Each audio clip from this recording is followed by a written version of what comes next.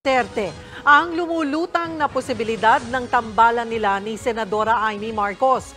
Sa gitna yan ng suportang ibinibigay ng Senadora sa pamilya ng bise. Nasa frontline ng balitang yan si Marian Enriquez. It is true that we are the political. Alam mo to si Sara gumaganda ha. Hindi ganito itsura niya nung walang stress.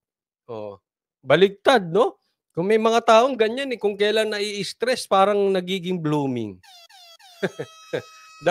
Nung hindi siya stress parang hindi siya hindi blooming, ngayon parang blooming ha. Sige, banatan mo, ano? Family, our political side of our family is going through a rough patch right now. Ito ang sagot ni Vice President Sara Duterte nang tanungin sa patuloy na suporta sa kanya ni Senadora Amy Marcos. Sa isang ambush interview matapos ang signing ceremony para sa mga development project para sa Metropolitan Davao, inamin niyang dumaraan sa rough patch sa aspeto ng politika. Alam mo, ma-honest din siya. Dumadaan sila sa rough patch. Dumadaan sila sa, kumbaga sa bagyo. Yung kanilang family ngayon, very honest din to si Sara. Kasi yung iba, papakita na hindi sila affected sa nangyayari sa kanila sa politika. No? Pero siya, honest Isa yan sa good sign. Alam mo naman, ang mga politiko, mga plastic, di ba? Oo, sasabihin, okay lang sila. Pero yung ginagawa, puro parang praning, paranoia. Parang lagi silang laging kailangan defensive ang dating.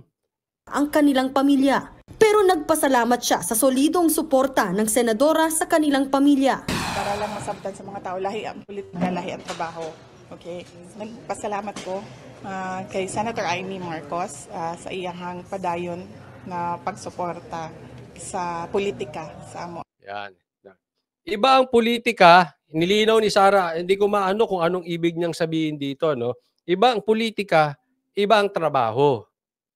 Pero nagpasalamat si Sara kay Amy sa pagsuporta kay Sara sa politika, hindi sa trabaho. Yun, maliwanag yun. Bukas ba si VP Sara sa tandem nila ni Senador Amy na tandem. Ito binuksan ni Roque, Attorney Roque. Na Sara, Amy, maiba naman daw, babae. Okay. Lutang ni dating presidential spokesperson Harry Roque. Just like the confidential files. Sorry. Ay! Meron kasi isang version, hindi pinakita yung nalaglag. Itong kay Sara, pinarinig pa yung nalaglag. But anyway, cool lang naman si Sara. Kita mo, ibang-iba siya ngayon talaga, ha? Next year, natatawa-tawa pa siya. The future to... Alam mo bakit, Sara, hindi mo samahan sa TikTok si Kitty? Okay yan maiba naman, Hindi puro politika. Wala namang masama doon, di ba? Hindi naman, baka sasabihin na naman ng mga iba, hayaan mo lang, okay lang yun. Relax. Nawala siya. Distant. The future is far too distant for us to speculate right now what will happen in 2028. Tumanggi naman magkomento si VP Sara sa Okay, bigyan ko muna ng komentaryo yan bago tayo pumunta ron. Okay? Sa next na tanong kay Sara. Ito po, pagka may sinasabing maganda or may sinasabi si Senator Amy in favor, especially itong huli, na susuportahan niya si PRRD, pinuri po natin si Amy. At sinabi ko po sa inyo, kung kayo po ay matagal nang sumusubaybay kay Coach Oli, so ibig sabihin, nadinig nyo yung stand ko about it. Ako, pinupuri ko at face value. Gusto ko yung narinig ko kay Amy, nanindigan siya, susuportahan niya si PRRD. Pero hindi ibig sabihin nun, sasabihin ko sa inyo, na iboto nyo si Amy or suportahan nyo si Amy o wag nyo siyang suportahan o wag nyo iboto. Hindi po yun ang issue. Parang yung kay Roque, dati tinitira natin, ngayon maganda sinasabi niya, pinupuri natin. So, ganun din. Yung kay Amy, nagustuhan ko yun, nagbigkas siya na susuportahan niya at mananatili siya kahit mag-isa na lang siya, susuportahan niya si PRRD. Ako, nagustuhan ko yun. Tunay man yun or kaplastikan. Ang importante, nag-declare siya sa mainstream. Ibig sabihin, andun na yun. Babalik at babalikan yun, pwede natin siyang singilin about it. So yun is a good step. Kahit man yun sabihin natin totoo or hindi totoo, ibig sabihin, may yagballs. Ha? May lato-lato ito si Senator Amy para manindigan, para kay PRRD. Hindi katulad ng mga ibang kapartido niya na mga walang lato-lato na dahil sa ngalan ng project palipat-lipat. Kaya pinuri natin doon si Amy. Ganun lang naman yun. Hindi ibig sabihin gusto natin si Amy o ayaw natin si Amy. Wala po yun doon. Yan. Ngayon, Coach Oli, ang tanong ko sa iyo, umiingay na yan, Sara at Amy. Ikaw ba, anong take mo dyan? Etong take ko. Sa akin, doon ako, lagi kong sinasabi sa inyo, and up to now, yun pa rin ang tindig ko. Resibo. Hindi apelyido. Okay? So kaya yung nagsasabing vlogger, hindi, mag-declare na kayo. Ano ka pala desisyon? Diktador ka rin. Bakit pag di-decidein mo kami? Halimbawa, tinitira na, halimbawa, hindi natin ang gusto ng galawan, halimbawa ni Abalos, ni Boying. Pero biglang bumait. Nanumbalik sa Diyos. Talagang nakita natin ang pagbabago. At gumawa for 5 years. Naayos tayo, inayos. Ibig ba sabihin nun, hindi natin susuportahan? Susuportahan natin. Bakit? Hindi tayo nakatingin sa tao. Hindi sa apelyido. Halimbawa lang naman. Ibig ba sabihin, kunwari, nagkalat si Sara? Or sabihin na natin si Tatay Digong, kahit ako po ay maka-DDS, si Tatay Digong mismo nagkalat. Susuportahan ko pa ba? Hindi na. Ibig sabihin nun, para sa akin, yung amor ko sa kanya bilang tao, andoon. Pero nagkalat, bakit mo anuhin? So in short po, ganito, sa resibo. At antayin po natin sa 2028. Kasi malayo pa yun eh. Huwag muna tayo magpolitika ngayon. About 2028. Tingnan natin, paramihan ng resibo. Hindi palakasan ng tunog ng apelyido. Let me repeat that. Pagdating sa 2028, I will decide sa paramihan at pagandahan ng resibo. Hindi sa patunugan ng apelyido. Yun po maliwanag. Okay? So, kung ako tatanungin nyo, anong boboto mo sa 2028? Wala. Wala pa. Ako, mas focus ko ngayon, bumaba ang presyo ng bigas, bumaba ang presyo ng bilihin, at bantayan natin yung mga tambaluslos sa bayan na ito. And the next focus is yung 2025 muna. Doon muna tayo. Pero, to answer you, halimbawa, Coach Oli, sige nga, bukas ang eleksyon. Kunwari, bukas na ang eleksyon. And you have to decide. Kasi bukas na eleksyon eh. Sinong iboboto mo? Kung sakaling ganyan ang tanong, kung bukas na ang eleksyon, I will support for BP Sara and Bongo. Hindi Amy. Una, bakit BP Sara and Bongo? Tandaan nyo po ito. And I'm calling the original. Yung mga talagang sumuporta at nag-aantay noon sa mga DDS. This is the original plan of DDS. Sara, Bongo. Ibig ba sabihin niya na susuportahan mo sa 2028? Hindi ko pa alam. But if the question is tomorrow is the election, I will push for Sara, Bongo. Yan po ang original na plano ni Tatay Diggs, ni Digong, ni PRRD, ni Tatay Duterte. That was the original plan and I hope this time makuha na ng DDS. Sara Go. Kasi bago naman nagkagulo lang eh. Biglang umiba si Sara eh. Hindi nakinig sa tatay. Kaya si Go, biglang naglipat sa president, pinatakbo siya, tapos umatras, tapos si Bato, tapos umatras din. Pero ang ini-expect talaga nun, Sara Go. Kaya nahati ang DDS. Ultimo, kahit mga viewers nahati. Kasi yung iba, sumama kay Sara, kami yung naiwan na Sara kami, and yet, hindi kami Marcos. Yung iba, hindi. Kinagat. Sara kami Marcos. Yan yung mga vloggers na sinasabi ko ngayon na nakikisara. Kasi bumabangon na si Sara, bumabalik. Ando doon na ang views kay Sara ngayon eh. Naintindihan nyo kung gaano mga oportunista yung mga vloggers na yan. Pero kami yung mga naiwan, kayo. Kahit nga mga viewers ni Banat Bay, kahit nga yung mga iba eh, nahati eh. Basta kami, hindi kami. Ayaw namin doon. Yes, Sara, pwede. Kaya lang, on my part, medyo I'll be honest to you guys, na ano ko kay Sara. Kasi ano ba yan? Presidente ka na dapat eh. Ba't ka na ganon-ganon? But anyway, tapos na yun. Okay?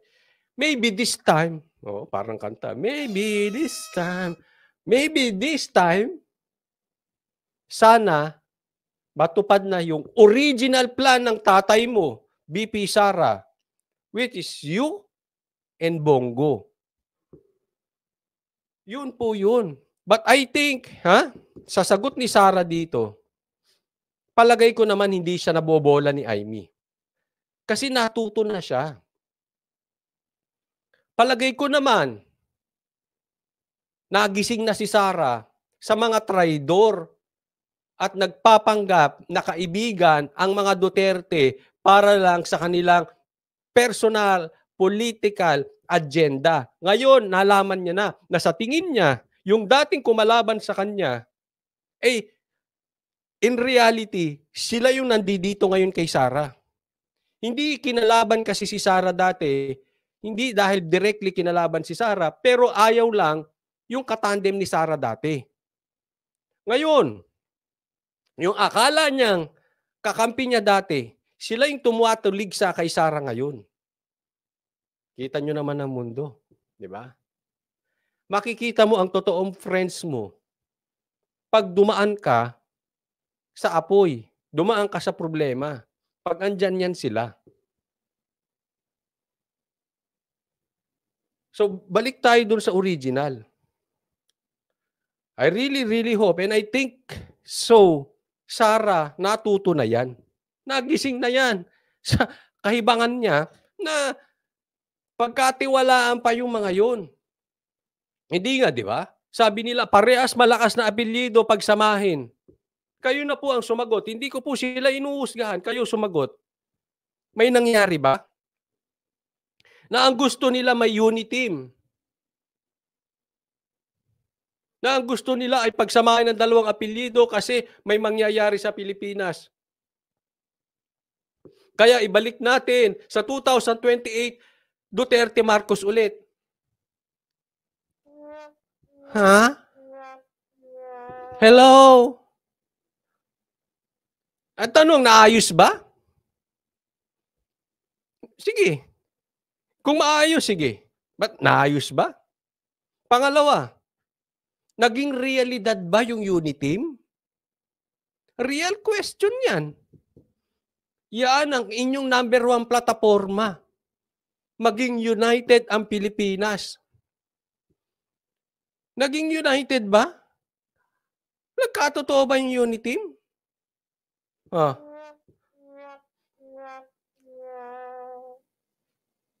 Ngayon, nabudol na kayo dati. Sara, nabudol ka na. With due respect po. Fool me once, shame on you. Fool me twice, shame on me. Pambihira. Kung naloko ka nung lalaki, halimbawa, ng jowa mo, okay lang yun, first time. Hindi mo alam ang totoo eh. For the second time around, ay kinarir mo katangahan. Kinarir mo na yan, huwag ganun. Wala na. Huwag naman karirin ng katangahan, ha? Tony Bescaser, maraming salamat sa stars. Pasensya, hindi ko nababasa, ha? Intense tayo eh. Galit ka, coach? Hindi. Intense lang, ha? Di ba? Tapos na yun. Ako, I respect yung sinasabi ni Amy na suportado niya sa PRRD. Thank you for that. Palakpakan kita dyan. I applaud for you that. I applaud you for that. At magkaibigan kayo, thank you.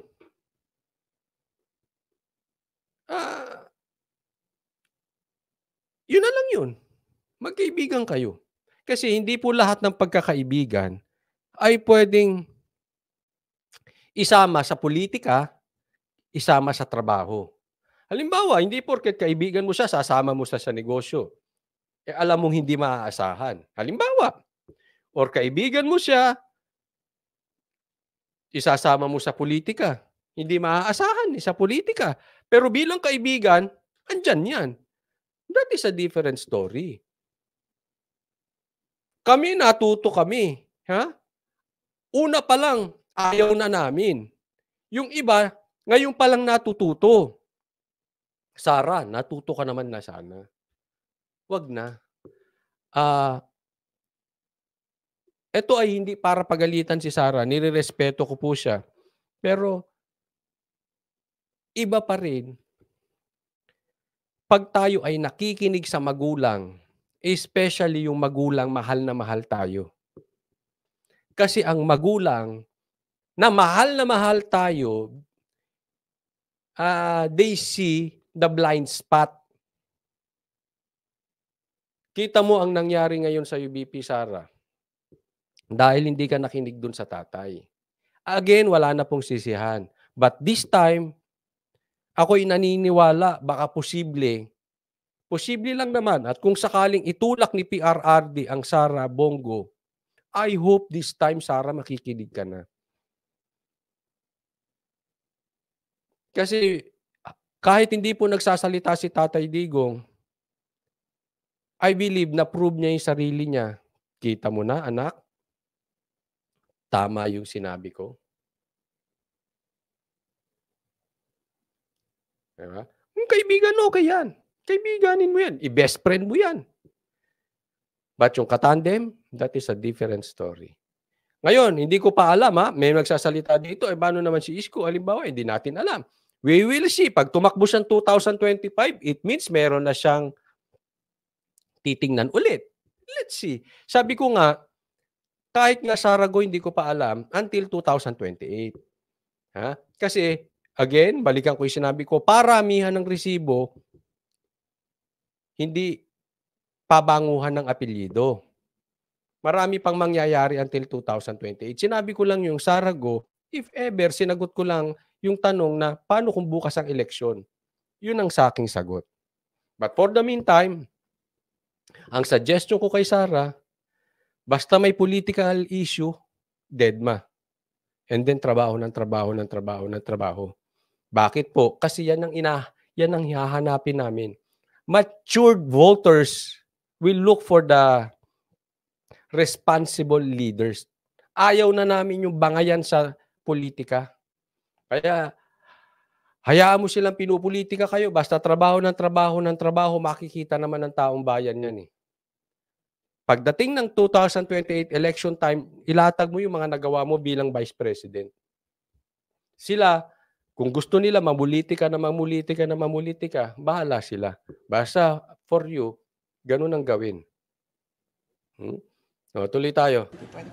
Tumanggi naman magkomento si VP Sara sa pagkakaalis sa pwesto bilang Deputy Speakers ng kanyang mga kaalyadong sina Congresswoman Gloria Macapagal Arroyo at Congressman Isidro Ungab. Pero nakatataba raw ng puso na tunay na kaibigan ang dalawang mambabatas. But I have a comment as their friend. Sa politics, we always say that there are no permanent friends and enemies sa politika. And as a politician, it is truly heartwarming if you find another politician who is a true friend. Totoo yan. Sa politika, mahirap maghanap ng totoong kaibigan. Kaya nga ako, nabilib ako kay Gloria. Bagamat sabi ni Gloria, sinusuportahan niya naman si Tamba at kaya lang siya hindi nakapirma dahil nasa ibang bansa siya. Yun po yung sinabi ni Gloria. Pero ako naniniwala ako, nasa likod siya ni Sara. Kasi kung talagang pirma lang naman, pwede naman niyang tawagan. Nasa suportahan, hindi lang ako makapirma. Pero as soon as makarating ako dyan, pipirmahan ko yan. Madali namang gawan eh. Ibig sabihin, talagang hindi nag-effort. As I see it, talagang kitang-kita na nakasuporta siya kay Sara. And we thank her for that. At tunay na kaibigan. At kinonfirm niya ni Sara kasi hindi siya iniwan. So alam natin, ganun nga ang totoong nangyari. Hindi lang madiretso ni Gloria na ang core ninyo may resolution pa kayo. Yung resolution na yan, sa totoo lang, that is loyalty check lang yan. Kasi yan naman ay nag-declare na sila ng suporta kay Tamba eh. Gumawa lang yan ng resolution para malaman kung sino talaga yung in writing at pipirma para malaman lang kung asa ng ano mo, kung kanino ka talaga nakapanig. Gusto lang niya makita. Loyalty check lang yan, yung resolution na yan. At nakita niya ang loyalty ni Gloria na kay Sara. Kaya nga sabi ko, itong mga babae pa, ang may lato-lato. Yung iba, wala eh. Walang lato-lato ata yung iba. Nakapanig lang sa proyekto. Alam mo, Tamba, kabahan ka na.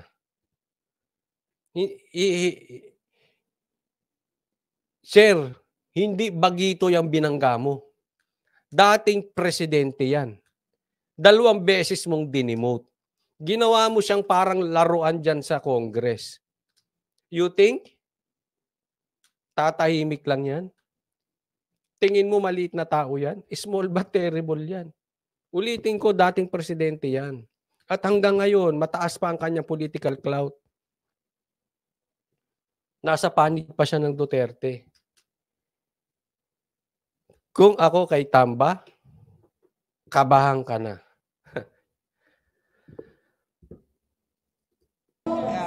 That is why Congressman Sid Ungab and Congresswoman Gloria Macapagal Arroyo has my full support as a politician and as a friend. Matatandaang isinuko na ni VP Sara ang kanyang confidential funds at tikom ang bibig niya kung isusulong niya ang pagbabalik nito sa mga susunod pang taon. Something that I cannot speculate right now because the next budget will be more than a year pa. Nagbabalita mula sa Frontline.